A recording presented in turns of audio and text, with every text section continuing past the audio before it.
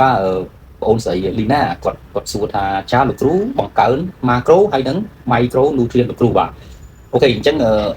តែពិតទៅគាត់សួរសំណួរខ្ញុំច្រើនអញ្ចឹងណាខ្ញុំសូមបញ្យល់តិចអ្វីដែលគាត់សួរហ្នឹងគាត់សួរថាតើសារធាតុចិញ្ចឹមមនុស្សយើងហ្នឹងណាបាទក្រៅពីម៉ាក្រូនូទ្រីនគេថាសារធាតុចិញ្ចឹមទាំង3ហ្នឹងមានទៀតអត់អញ្ចឹងណាបាទអូខេខ្ញុំថាមានបាទហើយមួយទៀតហ្នឹងគឺសំខាន់មែនតើបងប្អូនយើងអត់ដែលដឹងសោះអញ្ចឹងណាខ្ញុំសូមយកឱកាសនេះជម្រាបប្រាប់បងប្អូនអញ្ចឹងក្រៅពីគេហៅថាសារធាតុចិញ្ចឹមសំខាន់ទាំង3បាទខ្ញុំនិយាយហើយក្នុងនោះទី1មានពពុះកាបូនហិដ្រាតពពុះសបាទទី2មានពពុះប្រូតេអ៊ីនបាទមានដូចជាពពុះសាច់ពពុះគ្រាប់ធនជាតិអីទាំងអស់ហ្នឹងឯងបាទហើយចុងក្រោយគេហ្នឹងគឺមានខ្លាញ់អញ្ចឹងណាអាហ្នឹង3ហ្នឹងគឺរាងកាយយើងត្រូវការដើម្បីបង្កើនជាធម្មពលដើម្បីកសាងជួសជុលអីចឹងទៅអញ្ចឹងណាហើយអ្វីដែលខ្ញុំឲ្យញ៉ាំតិចជាងគេតែ 10% បានហើយគឺពពុះកាបូនហិដ្រាតណាហើយ 90% ទៀតញ៉ាំឲ្យច្រើនប្រូតេអ៊ីនហើយនឹងពពុះខ្លាញ់ខ្ញុំនិយាយហើយអូខេអញ្ចឹងបងស្រីសួរថាក្រៅពី3ហ្នឹងមានអីទៀតអត់មានមួយទៀតគេហៅថា micronutrient បាទពាក្យថា micronutrient ហ្នឹងគឺជាសារធាតុចិញ្ចឹមដែលរាងកាយយើងត្រូវការដែរតែក្នុងកម្រិតមួយតិចមែនទែនហ្មងហើយក្នុងហ្នឹងមានដូចជាពពុះវីតាមីនបងប្អូនហើយមួយទៀតមានពពុះរ៉ែពីរនឹងឯងគេហៅថាជាពពុះ micronutrient ហើយបាទហើយបងប្អូនភាគច្រើនខ្ញុំអាចនិយាយបានថាពួកគាត់តែគិតថាពពុះវីតាមីនទាំងអស់ហ្នឹងគឺជាថ្នាំពេទ្យអញ្ចឹងខ្ញុំសូមជម្រាបប្រាប់បងប្អូនតិចណាពពុះហ្នឹងមិនមែនជាថ្នាំពេទ្យទេបងប្អូនគឺជាអាហារបំពន់បន្ថែមដើម្បីឲ្យរាងកាយយើងហ្នឹងទី1ឲ្យបង្កើនធម៌ពលថែមអញ្ចឹងណាបាទហើយទី2ហ្នឹងគឺដើម្បីធ្វើឲ្យប្រព័ន្ធការពាររាងកាយយើងហ្នឹងខ្លាំងគេហៅថា immune function យើងហ្នឹងខ្លាំងអញ្ចឹងមេរោគខាងក្រៅចូលក្នុងខ្លួនយើងគឺពេលណាដែលយើងមានប្រព័ន្ធភាពស៊ាំយើងខ្លាំងណាយើងសម្លាប់វាយើងកម្ចាត់វាបានងាយស្រួលមែនទែនបាច់លេបថ្នាំទេទៅជាដែរហើយទី3ហ្នឹងយើងត្រូវការវាហ្នឹងគឺដើម្បីឲ្យឆ្អឹងរបស់យើងហ្នឹងគឺរីកលូតលាស់បានល្អហើយចុងក្រោយគេវាធ្វើឲ្យខួរក្បាលរបស់យើងហ្នឹងមានការរីកលូតលាស់ដូចជាពពួកខ្លាញ់ត្រី omega 3អាហ្នឹងហើយវាធ្វើឲ្យគេហៅថាខួរក្បាលរីកលូតលាស់បានល្អមែនទែនជាពិសេសក្មេងៗអញ្ចឹងណាហើយបងប្អូនសួរខ្ញុំវិញថាតើវីតាមីនហ្នឹងមានអីខ្លះបាទបងប្អូនវីតាមីនហ្នឹងមានជាវីតាមីន B បាទវីតាមីន A បាទវីតាមីន C ណាវីតាមីន E ហើយពពួករ៉ែហ្នឹងមានដូចជា magnesium potassium បាទជាតិដែកបាទជាតិស័ង្កសីអីទាំងអស់ហ្នឹងអាហ្នឹងហើយគេហៅថាជាតិដែកដែលយើងត្រូវការខ្លាំងមែនទែនអញ្ចឹងបងប្អូនបាទអញ្ចឹងអាទាំងអស់ហ្នឹងសូមបងប្អូនមេត្តាយកចិត្តទុកដាក់វាមែនទែនព្រោះអីអាហ្នឹងក៏សំខាន់ដែរពេលខ្លះទៅយើងទទួលទានអាហារសំខាន់3ដែលខ្ញុំប្រាប់ខាងលើហ្នឹងហើយក៏ប៉ុន្តែយើងខ្វះអាទាំងអស់ហ្នឹងខ្វះអាណាមួយក៏វាអត់កើតដែរអញ្ចឹងបងប្អូនបាទអញ្ចឹងហើយបានជាខ្ញុំលើកចិត្តឲ្យបងប្អូន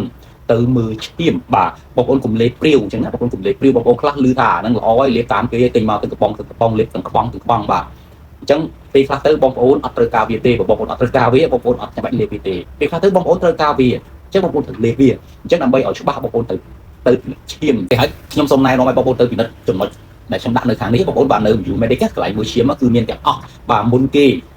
គឺពពួកវីតាមីន D បាទណាបាទបងប្អូនយើងជាច្រើនគឺខ្វះវីតាមីន D ច្រើនមែនតើហ្មងអញ្ចឹងណាបាទ10មាន9នេះឯងនៅពេលណាដែលខ្ញុំឲ្យគាត់ទៅមើលឈាមណាបាទគឺគាត់ខ្វះវីតាមីន D ហ្នឹងហើយបើអ្នកខ្លះវិញគ្រប់មែនក៏ប៉ុន្តែគ្រប់ក្នុងកម្រិតមួយទៀតមែនតើដូចខ្ញុំខ្ញុំទៅមើលឈាម3ហ្នឹងដែរហ្នឹងហើយវីតាមីន D ខ្ញុំបាន30ជាងហ្នឹងវីតាមីន D គេត្រូវការចន្លោះពី30ដល់90គ្រប់ហើយតែគ្រប់តិចមែនតើគឺខ្ញុំត្រូវការបន្ថែមវាឲ្យរហូតទៅដល់70 80អីចឹងទៅអញ្ចឹងខ្ញុំលេបវារាល់ថ្ងៃជាមួយម៉ាក់ខ្ញុំអញ្ចឹងណាវាជួយការពារឆ្អឹងបាទហើយបងប្អូនត្រូវការប្រាប់ខ្ញុំបានបាទហើយមានបន្តទៀតដូចជា B12 បាទមានដូចជា magnesium មានដូចជា potassium មានដូចជា sodium ហ្នឹងគឺអំបិលបងប្អូនណាហើយបងប្អូនខ្លះខ្លាញ់អំបិលមែនតើមកខ្លាញ់អំបិលជាងខ្លាចស្ករទៀតបាទស្ករខ្លាចទេញ៉ាំមកស្ដីតែអំបិលប៉ះមកទៀតបានទេខ្ញុំសូមបញ្ជាក់បងប្អូនតិច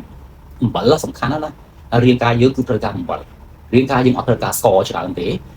តែរាងកាយយើងត្រូវការអំបិលបងប្អូនដឹងហើយមូលហេតុអីបានជាឲ្យតែមានទឹកដោផ្អែមមានជំងឺលើសឈាមមកបាទឲ្យតែលើសឈាមគេឲ្យតអំបិលបងនឹងមូលហេតុអីគេអត់ដោយសារតែអរម៉ូនអាំងសាលីនរបស់យើងហ្នឹងគឺធ្វើការខុសប្រក្រតីអញ្ចឹងតែអរម៉ូនអាំងសាលីនយើងធ្វើការខុសប្រក្រតីបានថានៅក្នុងឈាមយើងគឺមានអរម៉ូនអាំងសាលីនច្រើនមែនតើហើយតែអរម៉ូនអាំងសាលីននៅក្នុងឈាមច្រើនហើយវាទប់អំបិលហ្នឹងអត់ឲ្យចេញទៅណាទ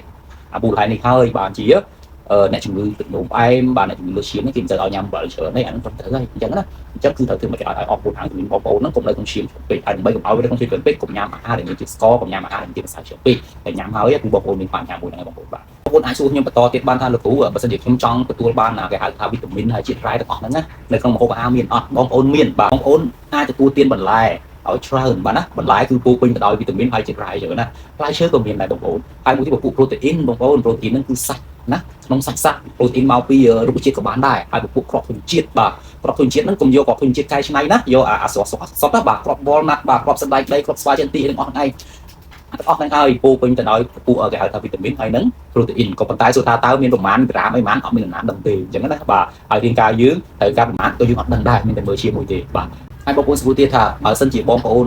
ខ្វះគេហៅថាវីតាមីនរ៉ែទាំងអស់ហ្នឹងតើបងប្អូនធ្វើទុកមិនខ្លះវាមាន គេហៅថាអាការៈមួយខ្លះនៅក្នុងខ្លួននេះខ្ញុំគ្រាន់តែចែក tip ជូនបងប្អូនណាបាទខ្ញុំឧទាហរណ៍ថាបងប្អូនមួយចំនួនបងខ្វះវីតាមីន D អញ្ចឹងណាជាទូទៅនៅពេលដែលបងប្អូនខ្វះវីតាមីន D ណាវាធ្វើឲ្យបងប្អូនគឺឆាប់អស់កម្លាំងហេវហត់បាទខ្សោយហ្មងជាពិសេសអាដៃជើងយើងហ្នឹងមានអារម្មណ៍ថាយើងលើកអត់ចង់រួចរំកិលអត់ចង់កើតណាបាទ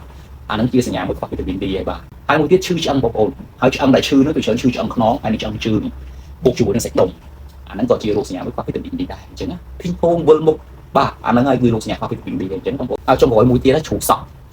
ក៏ខ្វះវីតាមីន D ដែរអញ្ចឹងបងប្អូនបាទខ្ញុំចង់ជម្រាបបងប្អូនមួយវីតាមីន D ទូទៅគឺបងប្អូនបានវាដោយសារពន្លឺពេលអាទិត្យជាពិសេសពន្លឺពេលព្រឹកណាបងប្អូនឈរហាលថ្ងៃរយៈពេល10ទៅ15នាទីបើបាន20នាទីក៏ល្អអាហ្នឹងបងប្អូនទទួលបានហើយតែទីឲ្យបងប្អូនដកអាវចេញហ្មងបាទមនុស្សប្រុសនិយាយស្រួលទេបាទដកទៅគឺអាចទទួលបានដែរតែនារីក៏ទុកតិចណាហ្នឹងហើយដូច្នេះហើយបើបងប្អូនគិតថាបងប្អូនគឺអត់ខ្វះអាហ្នឹងมันអាចត្រូវថ្ងៃបានណានារីខ្លះហ្នឹងគាត់ពាក់ម៉ាស់បាទគាត់ពាក់ស្រោមដៃហើយគាត់លាបឡេទៀតហើយគាត់ជីហាលថ្ងៃគឺអត់អាចទទួលវីតាមីន D ធម្មជាតិបានទេវាបាំងអស់ហើយវាបាំងអាវវាបាំងមុខវាបាំងម៉ាស់ហើយវាបាំងលេមកតង់ទៀតហើយអញ្ចឹងបងប្អូនបាទហើយបងប្អូនខ្លះជិះឡានទៅធ្វើការបាទនៅក្នុង office ត្រូវតែពលឺគេហៅភ្លើងណាអាហ្នឹងទៅខ្វះហើយអញ្ចឹងបើបងប្អូនគិតថាបងប្អូនអត់ត្រូវថ្ងៃគ្រប់គ្រាន់ទេ